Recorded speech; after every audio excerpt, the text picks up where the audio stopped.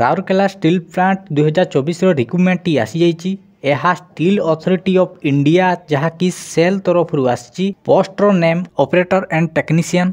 यही जॉब टी permanent job. Gender both male and female. Age limit 18 रु 28 वर्ष।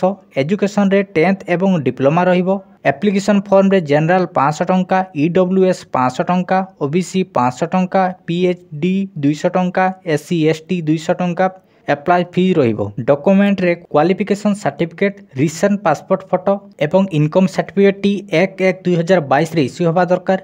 बीपीएल एवं ration card, resident certificate, caste certificate. Selection process computer based test जहाँकि CBT test एवं skill test. जदि यही पोस्ट रे सिलेक्शन होउचंती ओडिशार राउरकेला स्टील प्लांट रे ही पाइबे।